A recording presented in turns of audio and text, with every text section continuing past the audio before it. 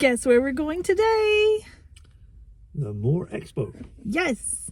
And so, Graham, for people that don't know, what's the Moore Expo? It's an expo for overlanding. There's all sorts of different rigs and equipment on show. You can buy lots of stuff, spend lots of money. Lots of toys for people that like to spend time outdoors. For sure. But it's a good show. Yes, we've been looking forward to this all year. We went last year and really enjoyed it. This time, we are combining it with something we've never done before, so more about that later. But let's go.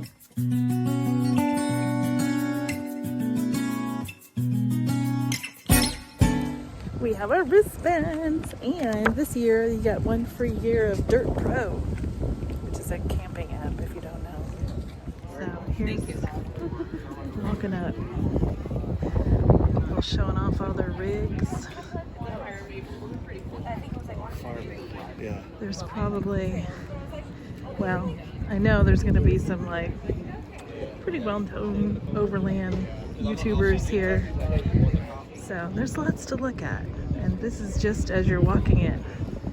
Someone we follow on YouTube, Ozark Overland. That's his wife's rig, the purple one. Cute. Yeah.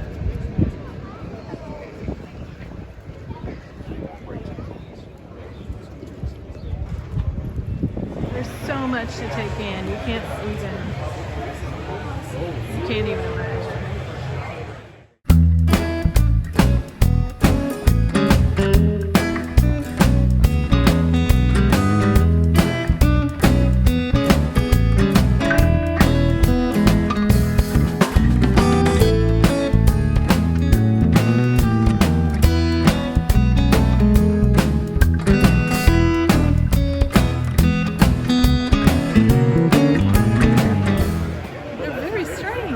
Yeah?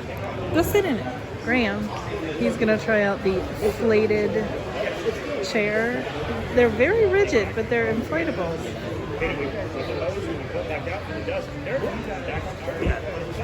It's just like sitting on a paddleboard. Yeah. Okay. We're gonna go down rig row here. Just look at all these cool rigs. This is where we got the idea last year that we wanted a much smaller rig.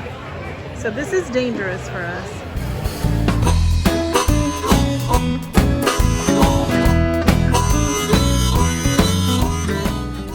Oh my gosh, this is the interior. Oh my god, that one's cool. That was cool. That is so pretty.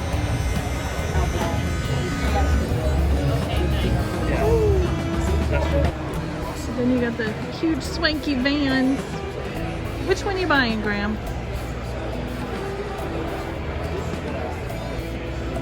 I don't know.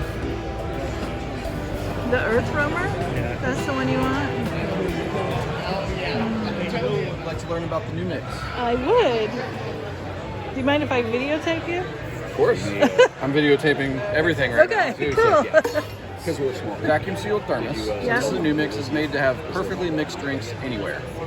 Vacuum sealed thermos, same construction as a Yeti or Stanley. It's going to keep anything cold or anything hot, depending on what you do. The cup goes in, 2 compartments. Ready to make a drink.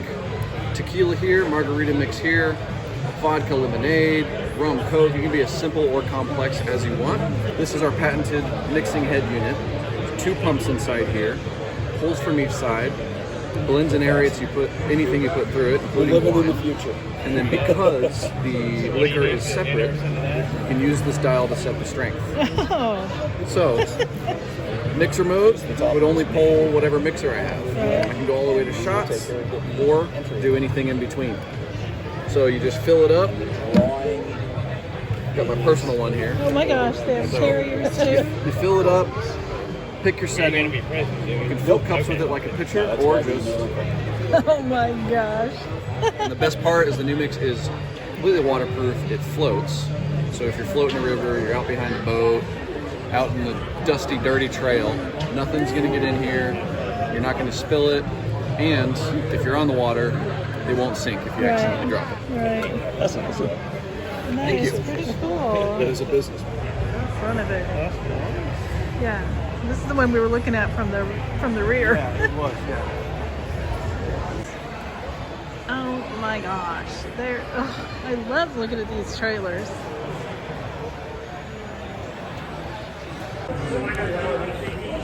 We've only covered one indoor section and we're already taking a break.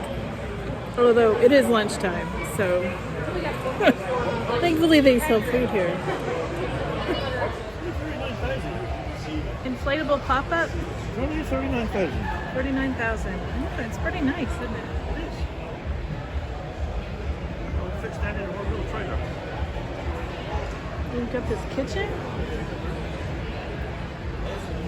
2 bedrooms? Is that what you said? Yeah? 2 bedrooms, and then that'll go down to make another bed there, I think. Oh, there's a bed beyond that. Yeah, I see that now. Okay. Yeah. Nice. Storage. Yeah. Okay, we're in the next section. Oh, there's a bag. Yeah, get it back. Get a bag. Headed outside now. They have a bunch of vendors and things to look at outside. Where do we want to start? Let's start going there. Okay. And one thing about this is everybody assumes you have a Jeep when you come to these things. Yeah. There's nobody representing for the Nissan I'm Xterras. gonna get a t-shirt with it. Look at this monster. I'm not talking about Graham. Oh, it's a storyteller.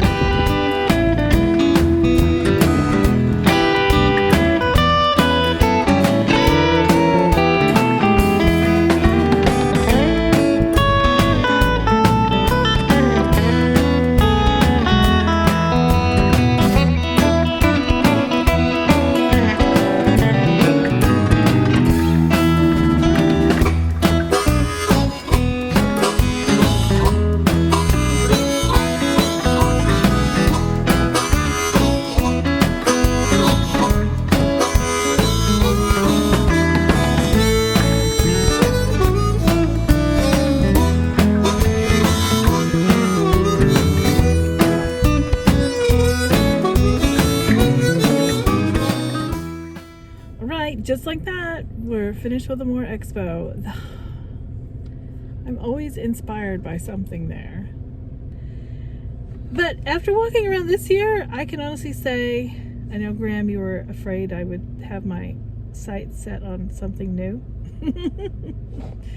But honestly, I'm real happy with the little blue caboose. And I didn't see anything that I would trade her for. All things considered. Now, if I hit the lottery, that'd be a different story. We are at the Nathan and Olive Boone Homestead. And you might be wondering, oh, what the heck is that? Well, we're about to find out together. Nathan and Olive Boone Homestead State Historic Site. All right. He was the son of Daniel Boone. He spent 1 year at school, and the rest of it he learned tracking, surveying. He was employed by the army several times. Went into the Great Plains? Yeah, to head west and survey the western frontier. He was also in the war, the 1812 war. While he was away out west, his 3 sons and 2 of his slaves came here and built the house. Yeah. And then in 1863, they'd already died. Nathan and Oliver died, and their son Howard at the farm. But they fled from the Civil War and didn't come back until 1869. But they were forced to leave again in 1897 when the county seized it because they hadn't paid the property taxes. Yeah. In 1991, Missouri State Parks bought this property and restored the house so we could visit it today. Right. They have a list of all the enslaved people associated with this homestead, including Maria and Caroline, who was Nathan Boone's daughter. In 1860, 2% of McDonald County, where we live, were slaves. Right in the there. corner. If you're up around this area, you're 25% or greater. But Howard County, 59. none in Douglas. No. Look at New Madrid too. Yeah. Windy today. Oh, they have a 2.4 mile trail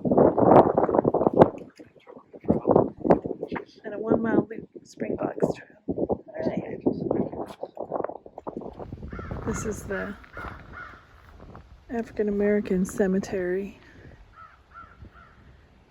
Graham's gonna see if those stones have any kind of names or markings on them. We have here what they think, who they think is buried out here, I guess. Oh, there's a couple with names. It's very depressing.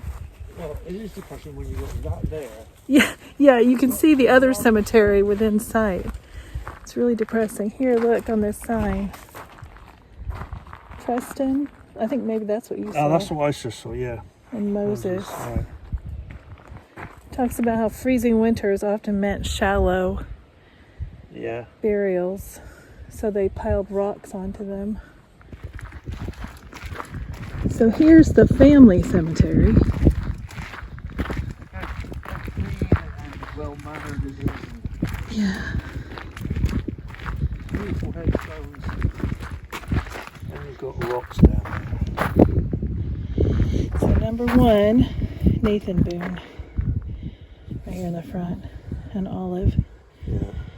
Okay, I gotta get a closer look at these over here. These 3 coffin-shaped ones.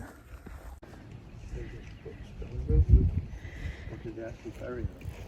Oh, I don't know. I We think left the stone up, will we see them? I don't know. It said that these 3 coffin-shaped ones are the 3 children of a family that came here. They were likely Civil War refugees out of Northwest Arkansas, and they lost their 3 children in 3 days, and the cause of death remains unknown. 1865 that happened. Yeah. And you said the ones in the enclosure were also children? Yeah.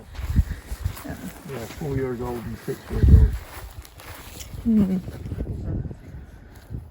All in 1848? In the same week. All the same week. So 3 more kids all in the same week. 2. 2. Yeah. Oh. I wonder if there was like an epidemic. Yeah, maybe so. It said that Olive Boone didn't come out here till she was 53, and then she had to manage this house by herself because Nathan Boone was gone most of the time. And I had read earlier she had 14 kids, about 2 years apart. Only one of them didn't make it to adulthood. Interior of the house. It's really neat because they have all these little audio stops, and it brings up a little YouTube video that tells you information, pertinent information. But look over here, this little incense. It's a child's boot. Probably can't see it very well. And a woman's boot. And then I guess this is the original plaster before they redid it. Yeah. Kitchen. They've done a pretty good job in preserving all this stuff. Recreating it, huh? Oh, here's another. Is that a bone? Maybe we need to listen to this audio stop. It is a bone, yeah. Yeah. And they had a loft. And they enclosed this breezeway. Well, we're even more windblown than we were before. But the Nathan Boone, Nathan and Olive Boone, it was really more her homestead than his. Yeah, it was. He was gone so often. Kind of a cute little stop if you're ever find yourself in Ash Grove, Missouri, home of the Pirates. Now, back to the campsite. All right, so earlier I said that we were doing something this trip that we've never done before, and that is we booked a night through HipCamp at a winery local to Springfield where the Moore Expo is. So we are staying at the Seven Seas Winery, and it is just outside of Walnut Grove, Missouri. It's a hip camp spot that takes tents, RVs, you name it, it sounds like it. There's no hookups, but they told us just to drive out to the field and pick a spot. So that's what we've done. And they have bathrooms available, and there is an outdoor shower available if you need it. They have, oh goodness, picnic tables, fire pits, disc golf set to loan you. They've got lawn games. They've got, what else? I don't know. I mean, There's it's a volleyball net there, isn't there? volleyball net. There's a winery, so you can go in and sample. They'll do free wine samples. You can try 5 different wines. We did that at 10 o'clock this morning. I did that at 10 o'clock this morning. Graham did not partake because I was driving. he was driving. Ended up buying 3 bottles because it was so good. We bought some mead. They make their own mead here. And 2 bottles of wine. And the owner is super duper friendly. I feel like he's the kind of host that would bend over backwards to make your stay great. Yeah. There's a little creek that runs behind this property here, and I don't know, it's kind of quiet and tucked out of the way, and so far it's been a really good experience. So far we're the only people out here. He said he's got 5 or 6 more other people coming tonight. They were also coming to the Moore Expo. We were supposed to come last night, but we postponed it because the weather was terrible in this part of Missouri. And we did not want to be stuck in our camper. And they were predicting like 70-mile-an-hour winds and possible spin-up tornadoes. So we just skipped that. And we came this morning and checked in. Of course, we communicated that with our host. And he said that's fine. Apparently that's what these other people did as well. But they're coming in later tonight. So we'll see what the vibe is later. But right now it's very peaceful. And yeah, so far we're having a good time. Graham, I don't know if you can see this man. But Graham's up there practicing his disc golf stuff. His disc golf shot, his throw, and walking around to see what part of this field is less soggy than maybe what we drove through today. Here's hoping we can get out tomorrow. Graham, tell him how cold it was today. Really cold. Really cold and windy. What was the high? 58. Yes. Yeah. With like 22 per hour wind. It was 80 degrees yesterday. It was 80, almost 90 degrees, or it was 90 degrees in March when we camped. Yeah. That storm came through last night and the cold front came through and just zapped it. Yeah. So cold. He's walking it again, trying to find a good line out of here that's not standing in water.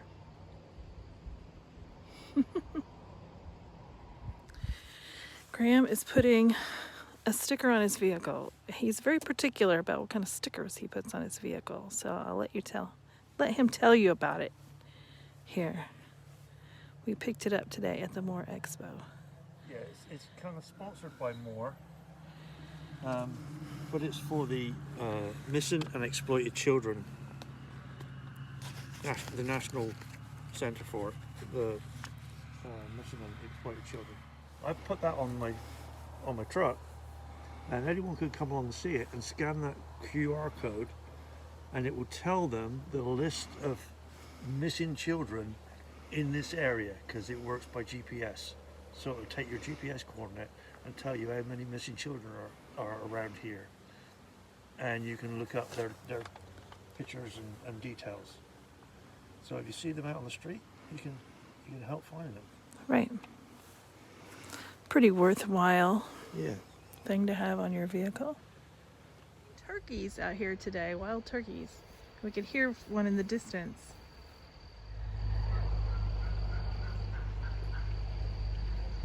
Oh yeah. We just saw a turkey. We're hoping to see it on camera. Right there. A little anticlimactic.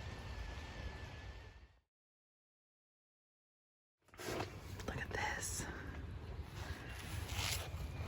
Good morning, turkeys.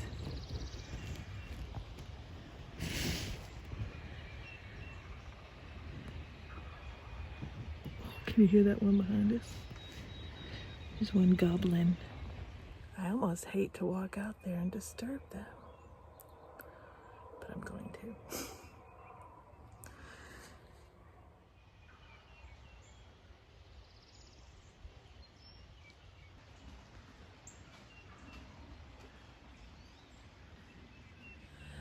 Oh, well, the people that were supposed to show up last night never did, so we're still here by ourselves.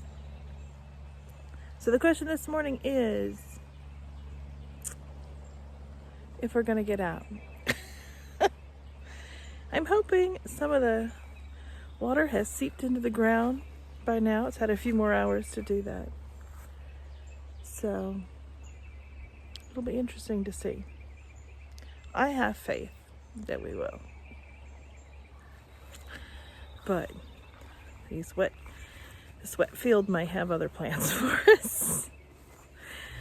Okay, here we go. Let's see if we can make it through this one spot that's very soupy. You can see that water sitting there.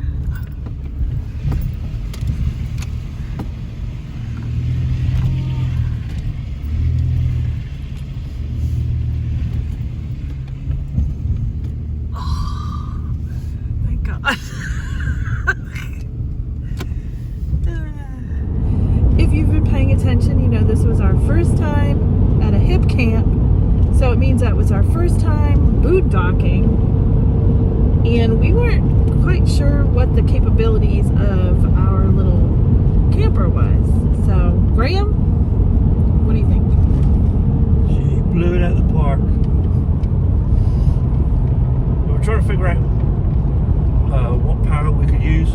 We had our big 1,000-watt Jackery as well as our battery on the camper, and we had gas, so we ran the fridge on gas, and Leanne used the gas to heat the water as well for washing up.